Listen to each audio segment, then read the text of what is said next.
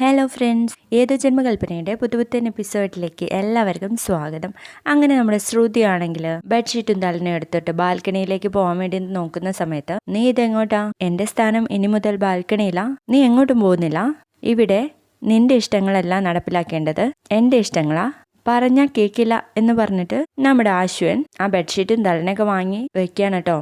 ശ്രുതി, നീ ബെഡ് കിടക്ക് എന്നങ്ങ് പറഞ്ഞ് നമ്മുടെ അശ്വൻ പോയി സോഫയിൽ കിടന്നുറങ്ങുകയാണേ. അങ്ങനെ നേരം വെളുത്തതും നമ്മുടെ അശ്വനാണെങ്കിൽ ശ്രുതിയെ തപ്പി നടക്കട്ടോ. ഇവളിത് എങ്ങോട്ട് പോയി എന്നും പറഞ്ഞ് ആ സമയത്ത് ശ്രുതിയാണെങ്കിൽ വാഷ്റൂമിൽ പോയതായിരിക്കും. എന്നിട്ട് അശ്വനെ കാണുമ്പോൾ നിങ്ങളാദ്യം വാഷ്റൂം ഉപയോഗിച്ചോളൂ എന്ന് പറയുന്ന സമയത്ത് തന്നെ ശ്രുതിക്ക് ഒരു കോള് വരികയാണ് കേട്ടോ. അത് ആ ക്യാൻറ്റീൻ നടത്തുന്ന ചേച്ചിയായിരിക്കും. ആ രമേച്ചി, ഞാൻ വിളിച്ചായിരുന്നു, എനിക്കൊരു പ്രധാനപ്പെട്ട കാര്യം പറയാനുണ്ടായിരുന്നു. ഞാൻ ഇനി മുതൽ ക്യാൻറ്റീൻ നടത്തുന്ന പാർട്ട്ണർഷിപ്പിലില്ല, എനിക്ക് പറ്റാഞ്ഞിട്ടാണ്. എന്തെങ്കിലും സഹായം വേണമെങ്കിൽ എനിക്ക് സമയമുള്ളപ്പോൾ ഞാൻ അങ്ങോട്ടേക്ക് വന്ന് ചെയ്തു തന്നോളാം എന്ന് പറയുന്ന സമയത്ത് വാഷ്റൂമിൽ പോവാതെ നമ്മുടെ അശ്വനാണെങ്കിൽ ഇതൊക്കെ കേട്ട് നിൽക്കണേ.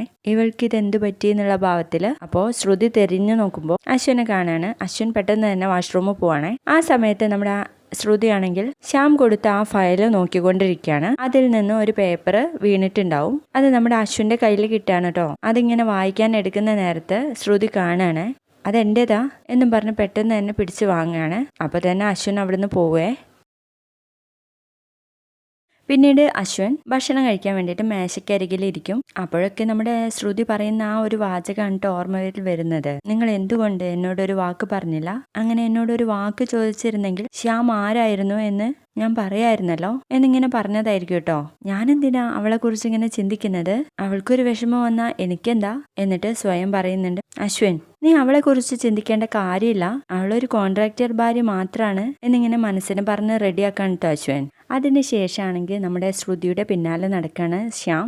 എന്താ, നീ പേപ്പേഴ്സിൽ സൈൻ ചെയ്യിപ്പിച്ചോ? നിങ്ങൾ എന്തിനാ അതും പറഞ്ഞ് എന്റെ പിന്നാലെ ഇങ്ങനെ നടക്കണം എന്നില്ല, എനിക്കറിയാതെ സൈൻ ചെയ്യിപ്പിക്കാൻ എന്നും പറഞ്ഞ് ശ്രുതി അങ്ങ് പോവാണേ. ആ സമയത്താണെങ്കിൽ ശ്യാം പറയുന്നുണ്ട്, ശ്രുതിക്കിപ്പോ ആ പേപ്പറൊക്കെ വായിച്ച് ബോധ്യപ്പെട്ടിട്ടുണ്ടാവും, ഇനി വേണം ഈ പേപ്പേഴ്സ് കൊണ്ടുപോയി അതിൽ പ്ലേസ് ചെയ്യാൻ വേണ്ടിയിട്ട് എന്നും പറഞ്ഞ് അഞ്ജലിയെ ശ്രുതിയുടെ അടുത്തേക്ക് വിടാണ് കേട്ടോ. അപ്പൊ അഞ്ജലി വന്ന് ചോദിക്കും, ബാൽക്കണിയിലെ തുണികളൊക്കെ എടുത്തോ ശ്രുതി?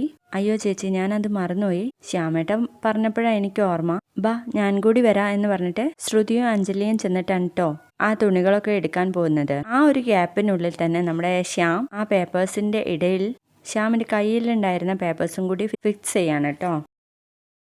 അങ്ങനെ ശ്രുതി അശ്വനെ കൊണ്ട് പേപ്പേഴ്സിൽ സൈൻ ചെയ്യിപ്പിക്കാൻ വേണ്ടി ആ ഫയലൊക്കെ എടുക്കുകയാണ്. ഇതിൽ സൈൻ ചെയ്താൽ എന്തെങ്കിലും കുഴപ്പമുണ്ടാവുമോ എന്നും പറഞ്ഞ് ആ ഫയലും കൊണ്ട് പോകുന്ന നേരത്തെ ആകാശിനെ കാണാൻ കേട്ടോ. ആകാശേട്ടൻ ജോലി തിരക്കിലാണല്ലേ? അതെ ശ്രുതി, കുറച്ച് ഫയലുകളിൽ ഞാൻ സൈൻ ചെയ്തിട്ടുണ്ട്, ഇനി ഏട്ടന്റെ കയ്യിൽ നിന്ന് സൈൻ മേടിച്ചെടുക്കണം, എനിക്കാണെച്ചാൽ ഒരുപാട് തിരക്കുവാണ്. ആകാശേട്ടാ, ആ ഫയൽ ഇങ്ങ് തന്നേക്ക്, ഞാൻ പോയി സൈൻ ചെയ്ത് വരാം എന്ന് പറയുമ്പോൾ ആകാശ് ശ്രുതിയെ വിശ്വസിച്ച് കൊടുക്കുകയാണ് കേട്ടോ. അങ്ങനെ അശ്വിന്റെ അടുത്തേക്ക് പോവാണ് ശ്രുതി. ആ സമയത്തൊക്കെ നമ്മുടെ അശ്വിനാണെങ്കിൽ ലാപ്ടോപ്പിൽ ഇരുന്ന് വർക്ക് ചെയ്യാണ്. അപ്പോഴും ശ്രുതിയുടെ ഓർമ്മകൾ ഇങ്ങനെ കയറി വന്നുകൊണ്ടേയിരിക്കും. ആ സ്വിമ്മിംഗ് പൂളിന്റെ അവിടുന്ന് ശ്രുതി അശ്വിനെ പിടിക്കുന്നതും അശ്വിൻ ശ്രുതിയെ കിസ് ചെയ്യാൻ വേണ്ടിട്ട് പോകുന്നതും എല്ലാം ഇങ്ങനെ ഓർമ്മയിൽ വരികയാണ്. ആകെ വല്ലാത്തൊരു ഫീലിലായിരിക്കും നമ്മുടെ അശ്വിൻ. അങ്ങനെ ആ ചെയറിൽ കിടക്കുന്ന സമയത്ത് ശ്രുതി അങ്ങ് എത്താണ് കേട്ടോ. പെട്ടെന്ന് തന്നെ അശ്വിൻ ശ്രുതിയെ നോക്കും. എന്ത് വേണം? ആകാശേട്ടൻ അവിടെ വല്ലാത്ത ജോലി തിരക്കില, എന്നോട് ഈ ഫയലൊക്കെ കൊണ്ടുപോയി നിങ്ങളുടെ കയ്യിൽ നിന്ന് സൈൻ വാങ്ങിച്ചുകൊണ്ട് ചെല്ലാൻ വേണ്ടി പറഞ്ഞു എന്നും പറഞ്ഞ് ശ്രുതി ആ ഫയൽ കൊടുക്കുകയാണേ.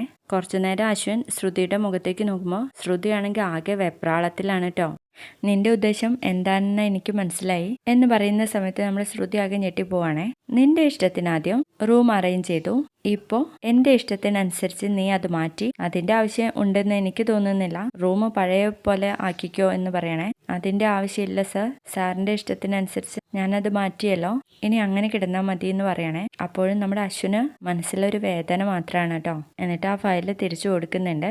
അപ്പോൾ തന്നെ പോവാണ് കേട്ടോ ശ്രുതി. പോകുമ്പോഴാണെങ്കിൽ അശ്വിൻ ശ്രുതിയെ തന്നെ നോക്കി ആകെ നെടുവേർപ്പിടുകയാണ് കേട്ടോ. അതിനുശേഷം നമ്മുടെ ആകാശിന്റെ കയ്യിൽ തിരിച്ചേൽപ്പിക്കുകയാണ് ആ ഫയല്. ശ്യാമിന്റെ ആ പേപ്പേഴ്സ് ആണെങ്കിൽ ശ്രുതി ബാക്കിൽ ഇങ്ങനെ പിടിക്കുകയാണ്. എന്നിട്ട് ആകാശ് പോയി കഴിഞ്ഞതിന് ശേഷം ആ പേപ്പറൊക്കെ അവിടെ വെച്ച് ഫോട്ടോ ഒക്കെ എടുക്കുകയാണ്. ഇതെന്തായാലും പെട്ടെന്ന് തന്നെ അയാൾക്ക് കൊടുക്കില്ല, എന്തായാലും ഞാനും അയാളുമായിട്ടുള്ള എന്ത് ബന്ധമാണെന്ന് അശ്വിൻ സാറ് അറിയട്ടെ, അയാളുടെ വായിൽ നിന്ന് തന്നെ അശ്വിൻ സാർ അത് കേൾക്കട്ടെ, അല്ലെങ്കിൽ അയാളിനെ ചതിച്ചാലോ, ഈ പേപ്പേഴ്സൊക്കെ എവിടെയെങ്കിലും ഒളിച്ചു വെക്കണമല്ലോ എന്ന് പറഞ്ഞ് ശ്രുതി നിൽക്കുന്ന ഭാഗത്തോടെ ഇന്നത്തെ എപ്പിസോഡ് തീരാണേ.